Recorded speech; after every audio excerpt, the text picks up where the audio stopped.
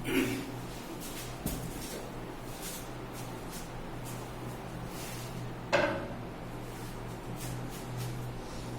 students, welcome to our online classes.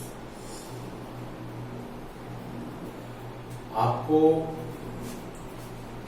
पहले summer vacation से पहले जो नोट्स दिए गए थे उसी चैप्टर के ऊपर हम रिवीजन कर रहे हैं। और लास्ट क्लास में न्यूट्रिशन इन एनिमल का कुछ नोट्स आपको दिए गए थे और आज हम उसके बाद कुछ पढ़ेंगे। आज पढ़ेंगे हम रिगार्डिंग बक्कल कैविटी और ओरल कैविटी, जो कि न्यूट्रिशन इन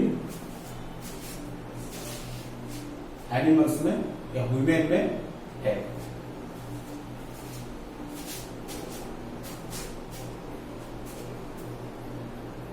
हमारा माउथ को बक्कल कैविटी भी कहते हैं और ओरल कैविटी भी कहते हैं। So mouth is also called buccal cavity और oral cavity. Anything related to mouth is called oral. सो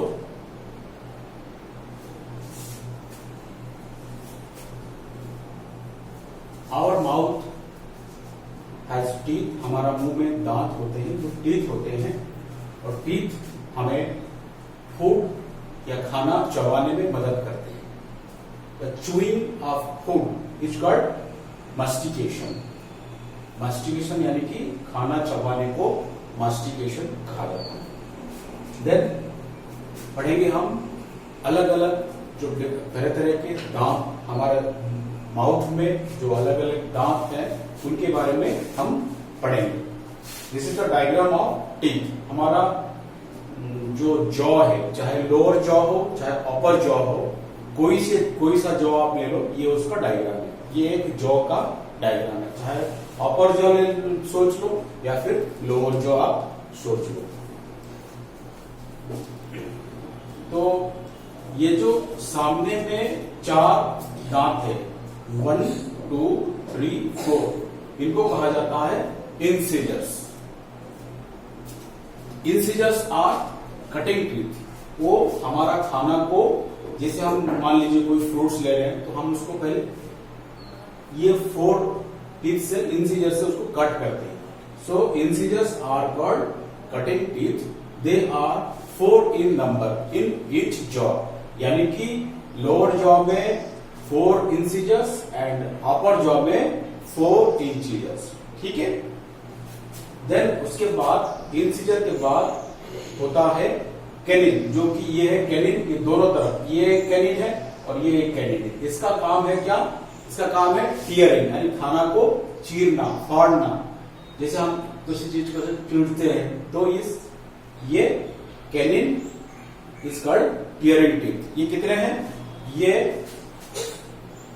देखिए, ये 1 2, यानी कि हर जॉ में 2 कैनिन होता है, यानी कि लोअर जॉ में 2 कैनिन और अपर जॉ में 2 कैनिन।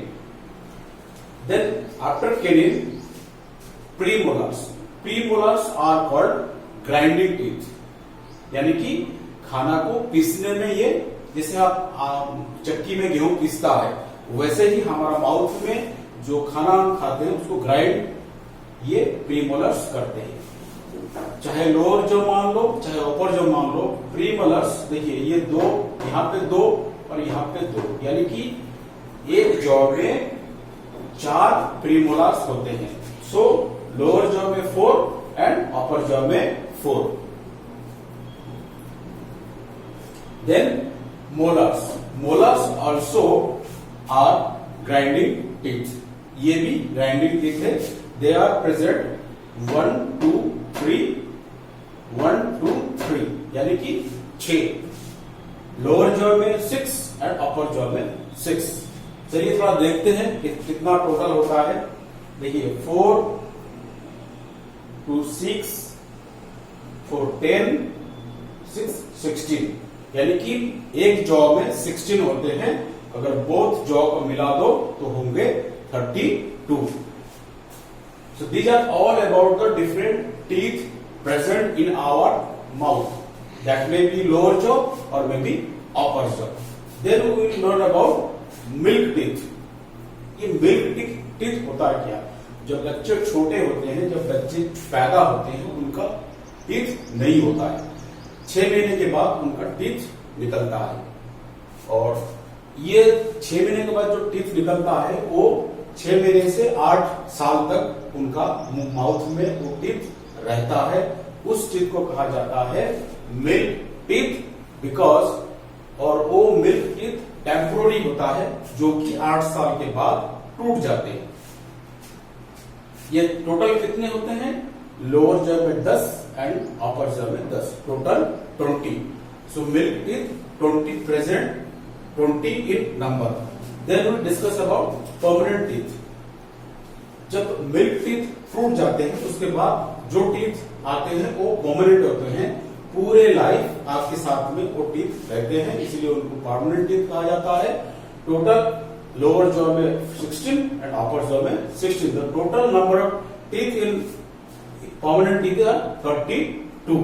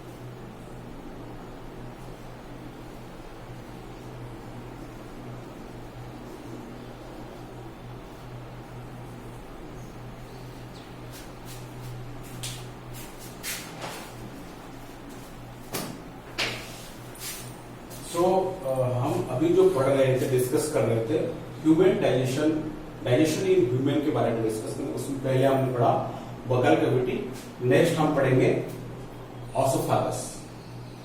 उसके लिए आपको थोड़ा डायग्राम से समझना पड़ेगा, तो आप थोड़ा देखिए ध्यान से।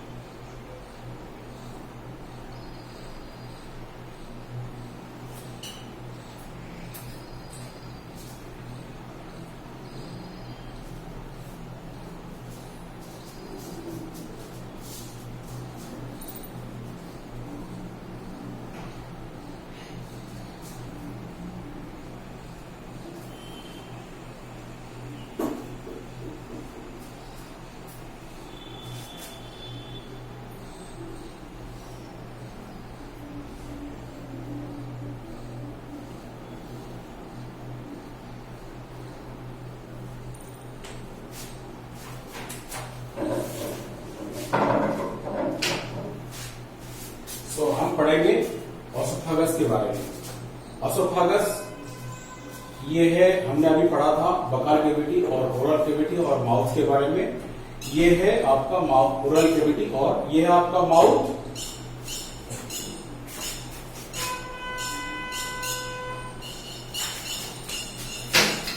ये है आपका माउथ, ये है आपका ओरल कैविटी और बकाल कैविटी और ओरल कैविटी और बकाल कैविटी। ये जो पाइप है माउथ से लेके ओरल कैविटी से लेके स्टोमक तक, ये जो पाइप है इसको कहा जाता है oesophagus. So oesophagus connect oral cavity with stomach. ये है आपका स्टोमक।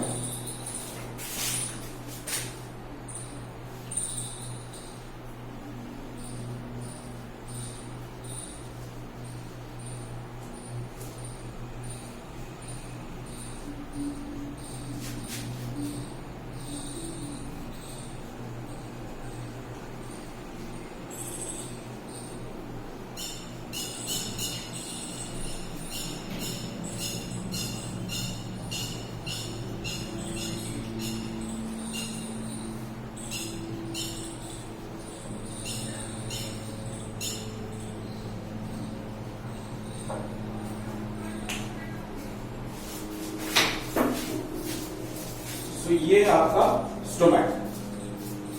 सो ओरल कैविटी और स्टोमक को जो ट्यूब कनेक्ट करता है उसको कहा जाता है oesophagus. It is a muscular tube. It the chewed food from oral cavity passes through esophagus and reaches stomach. So there is no digestion takes place in esophagus. It adopts a special type of movement, that is contraction and relaxation, due to which food passes through oral cavity to stomach. This type of movement is called peristalsis.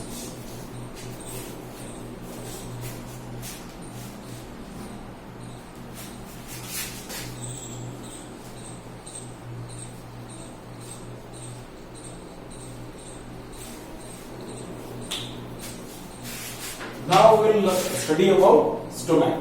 This is stomach.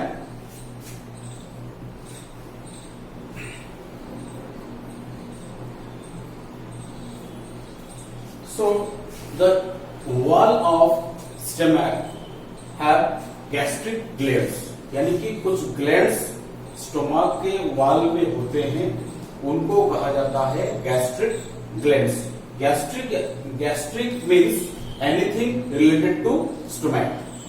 सो आपके stomach में जो glands होते हैं उनको कहा जाता है gastric glands, और जो सिक्रेशंस वो लोग करते हैं उनको कहा जाता है गैस्ट्रिक सिक्रेशंस।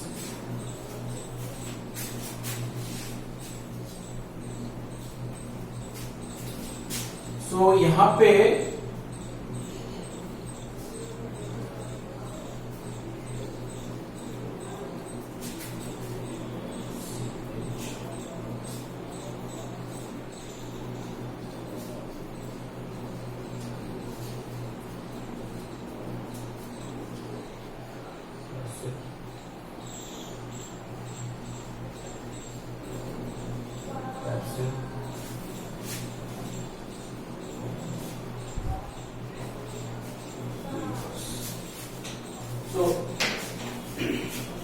यहाँ पे तीन तरह का सिक्रेशंस होता है, that is done by gastric glands, that is hydrochloric acid, pepsin and mucus. तो ये जो हाइड्रोक्लोरिक एसिड होता है ये आपके फूड में जो बैक्टीरियाज रहते हैं उनको किल कर देता है, उनको मार देता है, और वहां पे स्टोमक में जो मीडियम होता है उसको एसिडिक बना देता है। तो आपको एक बात सोचने की है, अगर आप हाइड्रोक्लोरिक एसिड लेंगे और अपनी ये स्किन पे डालेंगे तो ये स्किन आपका जल जाएगा। तो वहां पे आपके स्टोमक पे हाइड्रोक्लोरिक एसिड बनता है लेकिन आपका स्टोमक जलता नहीं है। सोचने की बात है, इसका एक कारण है म्यूकस। तो आपका जो स्टोमक है इसका इनर वॉल का लाइनिंग इनर वॉल म्यूकस के जरिए से कवर रहता है, जिसके वजह से ये आपका स्टोमक का वॉल हाइड्रोक्लोरिक एसिड जला नहीं पाता। So mucus protect the inner wall of the stomach from hydrochloric acid.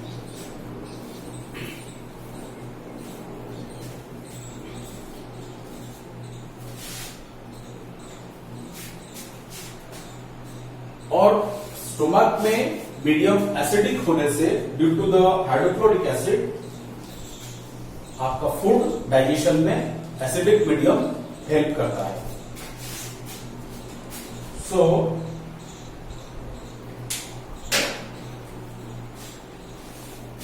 Pepsin जो है ये प्रोटीन को डाइजेस्ट करता है। सो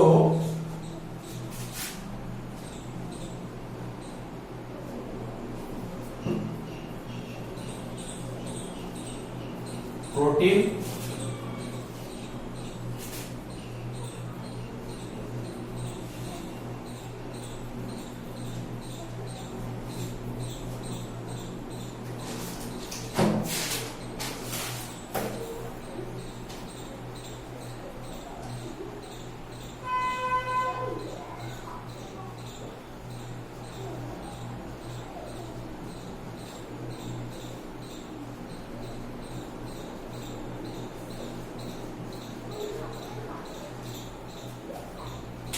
तो यहां पे पेप्सिन एसिडिक मीडियम में प्रोटीन को ब्रेक डाउन करके डाइजेस्ट करके पेप्टोन में कन्वर्ट कर देता है।